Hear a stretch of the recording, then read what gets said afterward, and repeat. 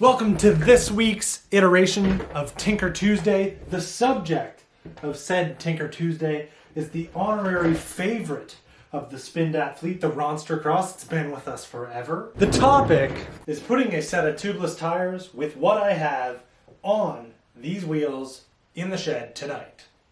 That is to say, swap tires and don't put tubes in them. I don't have the correct things to do it with, other than sealant. Though, let me get this completely straight out of the gate.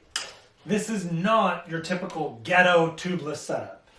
These wheels are Easton hubs laced to Velocity Quill rims. Easton hubs, Velocity Quill rims, this is. And all that really means is these are not already tubeless ready wheels. Basically what I mean is there's no like funny business tape-wise that you need to do to ensure that the seating of a tire goes well. The rim has that profile built into it. Definitely not Ghetto tubeless. The current tubeless tape setup is definitely not your standard installations. And what this tape is like the hazard reflective tape that goes on like heavy industrial equipment.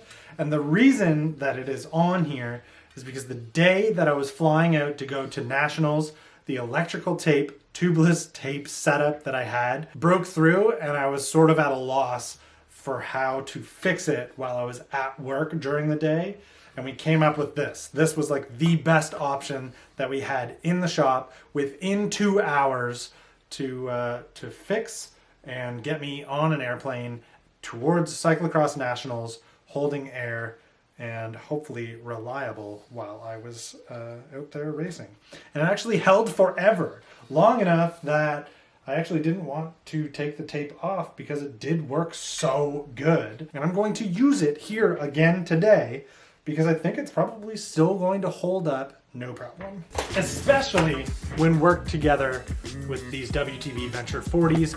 These got sent to me by Mike with all the parts that we actually ended up using to finish off the Ronster Cross. So this kind of brings it all full circle and kind of makes me feel better about taking off the Continentals that I never felt really did the bike justice. And I think these 40s will help fill in the frame a little bit. They're not so knobby that they look kind of weird, but they do have the side lugs so that if things get a little crazy, we're good. And riding tubeless is just a better way of going. Problem is, I don't have tubeless valves. And I'm not going to go buy tubeless valves, so I'm going to make some.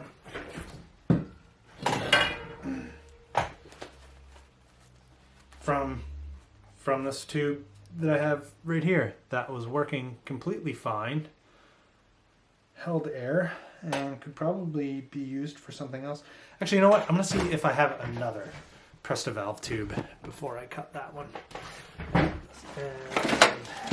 So I mentioned that this works with the track lacrosse build, that you can just cut the valve out of a tube and use it as a tubeless valve. There is proof of people doing this all over the internet, but I feel kind of weird because I've not done it with proof that I've done it yet. So here is exactly how simple this is to do. Get a crappy tube that has a Presta valve. That is a tubeless valve. You now own a pretty Ghetto, maybe a little bit sketchy tubeless valve. I like to trim a good amount of this stuff off, not too much, but just enough that it allows the tire to seat pretty decent. Okay, you wouldn't even know. Okay, shove this into your tubeless wheel setup. This is easy because the tape's already on and I have a feeling that it's gonna hold no problem. Pro tip, this is a good reason to not throw out your valve nuts all the time. This is a really good time to check and make sure you didn't put the tire on backwards. Because when it finally snaps on and your thumbs are screaming for mercy, you don't want to have to take it all off again to turn the tire around.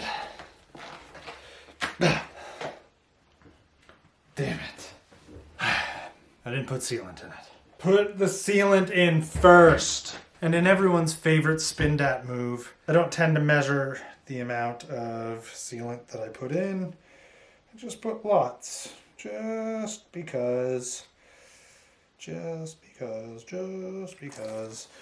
Okay, so this is the messy part, and I don't have my compressor out here right now, so typically you can get good tubeless setups to seat and inflate, pop into the bead with just a floor, like a track pump. But crappier tubeless setups, sometimes they want a little more. Oh, this might just work. There you go. Ugh.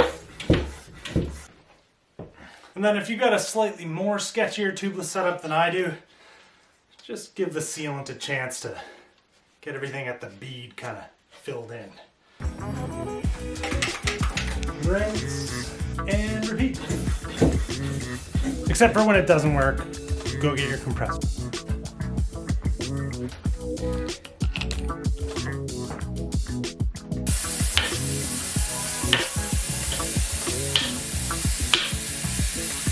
Getting the tire to seat without a compressor is always a pretty challenging task. Never really that fun to take on. If you don't have a compressor and you are trying to put together a truly ghetto tubeless setup with just a track pump, Godspeed. I wish you the best of luck.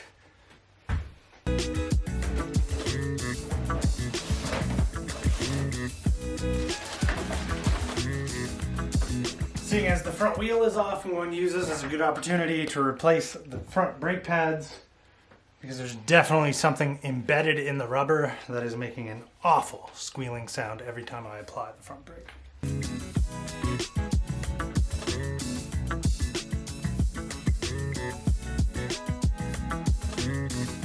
It's a real shame because there's lots of life left in these.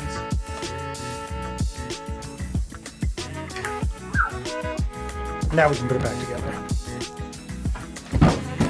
And there you have it. A slightly sketchy, a little bit, tubeless setup using WTB Ventures 700 by 40 on a Velocity Quill rim, laced to an Easton hub, hazard tape from construction that you'd put on heavy equipment, valves out of old tubes that would otherwise not get used for any reason. Really, the only thing sketchy here is all the parts that are there to make sure that air doesn't escape from your tire and wheel setup. Ultimately, I wanted to show you how I did this in a Tinker Tuesday because I had mentioned in the past that the track lacrosse is set up this exact way. This, a little sketchier, does actually use a tubeless rim setup, Alex something 2.1s, with non-tubeless tires, Gorilla tape for like hole sealing and tubeless tape, and it holds air just fine. So I knew that this setup was going to be fairly foolproof in comparison to the track lacrosse's very tested, tried and true system now. I think when it comes to most tubeless setups, there's like three main components. One being the rim, the other being the tire, and third is your air retention system, which is going to be your valve and your tape together as a group. I tend to believe that you can make most tubeless setups be somewhat reliable to a certain level if you don't cheap out on at least one of the three. And ultimately, with some of the really ghetto tubeless setups that I've done, just because they held air in the shop doesn't necessarily mean that they will hold up in the real world. Especially when you get to like off cameras or you're doing corners hard, or even if you land kind of funny if you're mountain biking, they do burp, and that is terrifying. That is hard to plan for when you're going to land. But yeah, 2 out of 3, rim, tire, that's pretty good. I'm gonna leave it at that. That's Tinker Tuesday.